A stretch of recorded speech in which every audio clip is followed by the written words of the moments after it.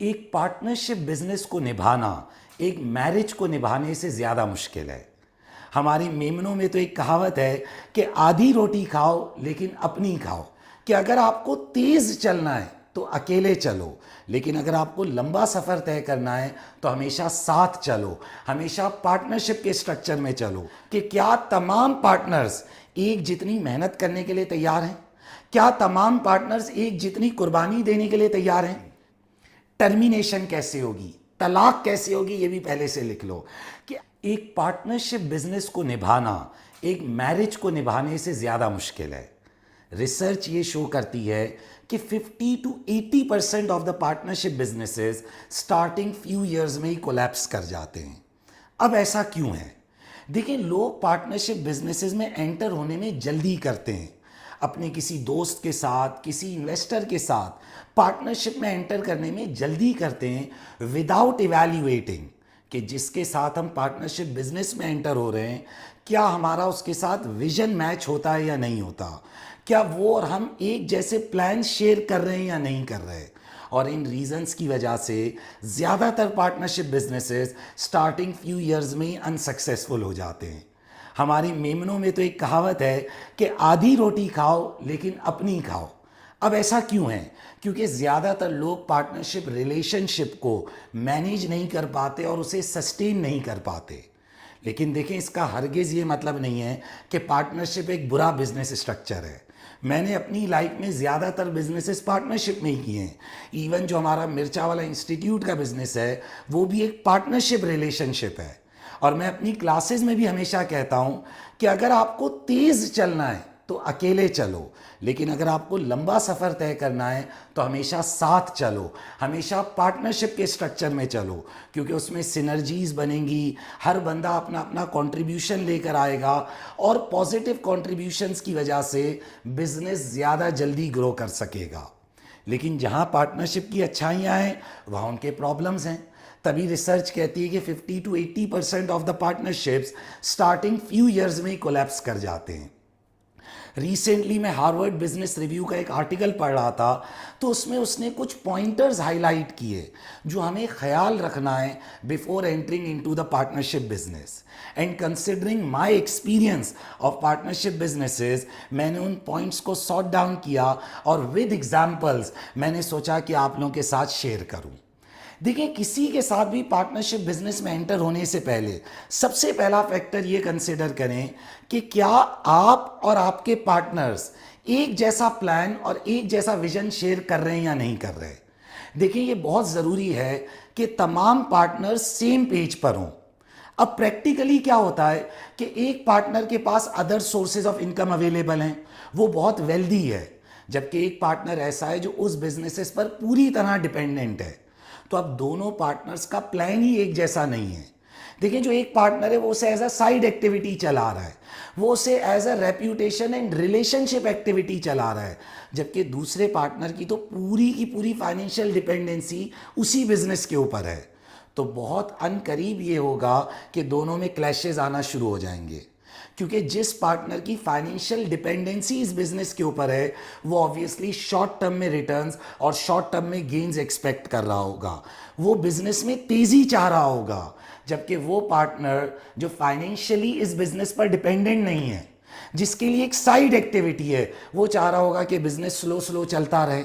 Okay, तो सबसे पहले इंपॉर्टेंट है कि क्या आप और आपके पार्टनर्स एक जैसा प्लान और एक जैसा विजन शेयर कर रहे हैं या नहीं कर रहे। देखिए, इसमें एक और बात कंसिडर करना बहुत ज़रूरी है। कुछ लोग होते हैं जो शॉर्ट टर्म रिटर्न्स को देख रहे होते हैं, जबकि कुछ लोग लॉन्ग टर्म ग्रोथ की तरफ जा रहे होते हैं। तो due to difference of vision भी ऐसा हो सकता है कि पार्टनर्स के दरमियान कॉन्फ्लिक्ट आ जाए। मैं आपको अपनी एक पर्सनल एग्जांपल देता हूं। देखिए, हमारी क्योंकि एक मेमन अप्रोच है, शॉर्ट टर्म अप्रोच है, तो हम हमेशा ये सोचते हैं कि यार शॉर्ट टर्म में रिटर्न्स आना शुरू हों। तो एक बार मुझे याद है, मैं अपने एक दोस्त के साथ एक बिजनेस प्लान में बैठा इन अ पार्टनरशिप स्ट्रक्चर कि हम सीरीज ऑफ बुक्स लॉन्च करते हैं। तो जब मैंने उस दोस्त के साथ पहली पार्टनरशिप डिस्कशन मीटिंग करी तो मुझे वहाँ अंदाज़ा हो गया कि मेरा और उसका विजन ही डिफर करता है, क्योंकि उसका फोकस था very long term growth, systems बनाना, कि भाई हम 1 साल तक सिस्टम्स बनाएंगे, सेल्स पर फोकस नहीं करेंगे। तो मैंने फ़ौरन उसी वक्त सोचा कि यार मेरे और इसके तो विजन में ही बहुत फ़र्क है। मेरी तो अप्रोच है इमीडिएट रिटर्न्स, यानी मैं तो चाहता हूँ कि 3 महीने 4 महीने में बिजनेस रेवेन्यू और प्रॉफिट्स की तरफ आ जाए। तो क्योंकि मेरे और उसके प्लान्स और विजन में ही फर्क है तो हम लॉन्ग टर्म सस्टेन नहीं कर सकेंगे। तो सबसे पहला फैक्टर जिसका आप लोगों ने ख्याल रखना है कि जिसके साथ आप पार्टनरशिप बिजनेस में एंटर हो रहे हैं, क्या आप दोनों एक जैसा प्लान और विजन शेयर कर रहे हैं या नहीं कर रहे। नाउ सेकंड फैक्टर जिसका ख्याल रखना है कि क्या तमाम पार्टनर्स एक जितनी मेहनत करने के लिए तैयार हैं, क्या तमाम पार्टनर्स एक जितनी कुर्बानी देने के लिए तैयार हैं। देखिए याद रखिएगा, कुछ लोग ऐसे होते हैं जिनके लिए सिर्फ काम प्रायोरिटी होती है, जबकि कुछ लोगों के लिए फैमिली और पर्सनल लाइफ पहली प्रायोरिटी होती है। तो देखें, अगर पार्टनर्स के अंदर कुछ पार्टनर्स ऐसे हैं जो काम को बहुत प्रायोरिटाइज करते हैं, तो लेट नाइट मीटिंग्स भी करेंगे, वो लेट नाइट ईमेल्स का भी जवाब देंगे, वो क्लाइंट से रातों में मीटिंग्स भी करने जाएंगे, और फिर वो एक दूसरे पार्टनर से भी यही एक्सपेक्ट करेंगे। जबकि उसी के कंपैरिजन में जो दूसरा पार्टनर है, अगर वो फैमिली को प्रायोरिटी करता है, उसके लिए पर्सनल लाइफ ज़्यादा प्रायोरिटी, उसके लिए हेल्थ ज़्यादा बड़ी प्रायोरिटी है, तो ऑटोमेटिकली ये दोनों पार्टनर्स में कॉन्फ्लिक्ट आ जाएगा।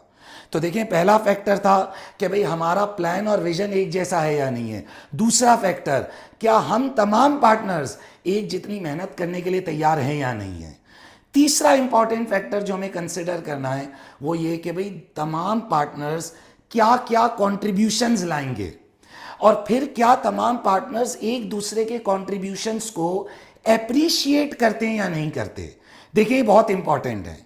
कुछ पार्टनर्स होंगे जो पैसा लेकर आएंगे, जबकि कुछ पार्टनर्स ऐसे होंगे जो वर्किंग रिलेशनशिप में आएंगे।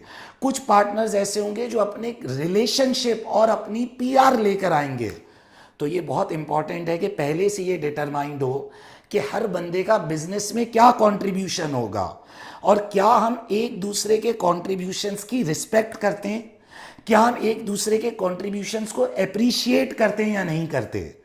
अगर at any point of time partners के दिल में इनइक्वालिटी का ख्याल आ गया कि मैं ज्यादा काम कर रहा हूं और दूसरा कम काम कर रहा है, तो ऑटोमेटिकली वहां से डिस्प्यूट खड़ा हो जाएगा।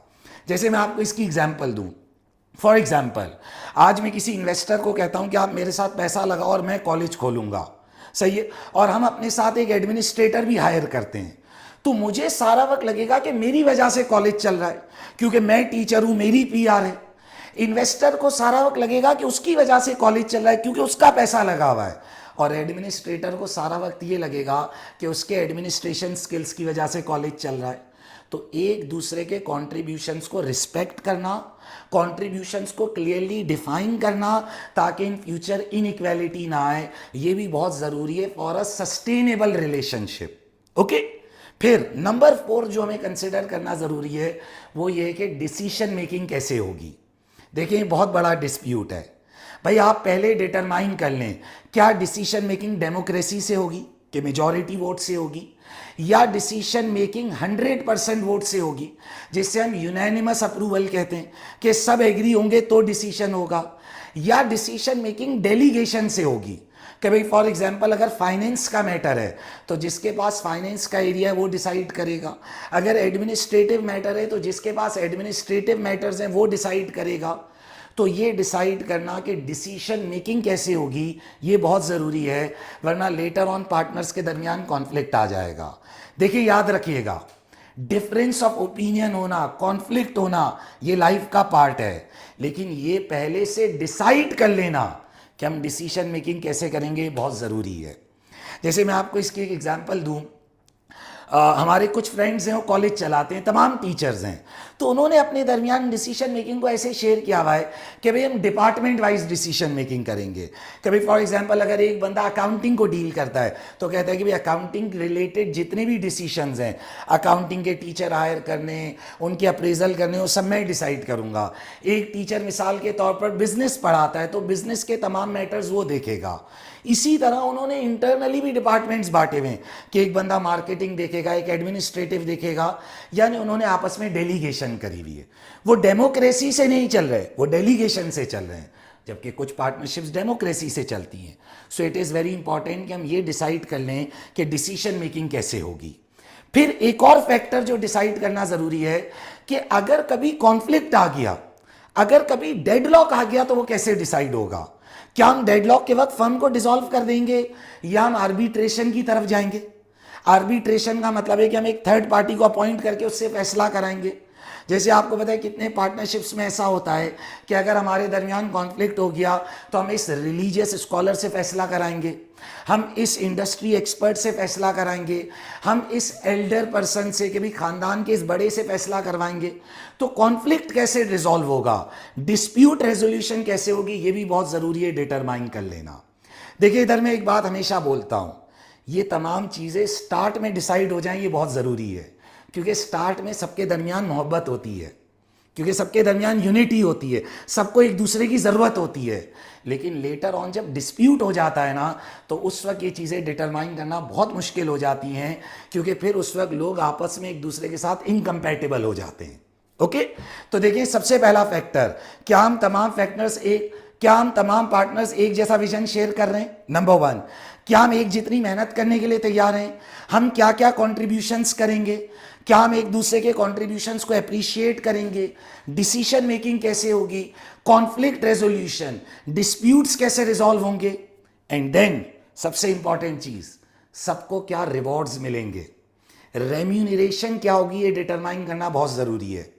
आपको पता है आमतौर पे लोग स्टार्ट में कैजुअल होते हैं, यानी आप बोलो कि यार आप ये काम करोगे तो आपके क्या पैसे होंगे, तो कहते हैं यार अभी तो हम सब मिल बांट के काम कर रहे हैं, क्या फ़र्क पड़ता है, हम बस प्रॉफिट शेयर कर लेंगे। देखिए ये बात गलत है। लेटर ऑन कुछ लोग ज़्यादा काम कर रहे होंगे और कुछ लोग कम काम कर रहे होंगे, तो ये बहुत ज़रूरी है पहले से डिटरमाइन कर लेना कि क्या रिवॉर्ड्स मिलेंगे, पार्टनर सैलरी क्या होगी, अगर कोई फर्म को लोन देगा तो उस पर उसे क्या इंटरेस्ट मिलेगा, प्रॉफिट डिस्ट्रीब्यूशन कैसे होगी, ये तमाम चीज़ें के रिवॉर्ड्स क्या मिलेंगे, किसको किसके काम के लिए कितने पैसे मिलेंगे, ये भी पहले से डिसाइड होना बहुत ज़रूरी है। और फिर मोस्ट इंपॉर्टेंट चीज़, ये तमाम बातें लिखी हुई होनी चाहिए। देखिए जब चीज़ें लिखी हुई नहीं होती, रिटन नहीं होती, तो लोग भूल जाते हैं और आपस में डिस्प्यूट होता है।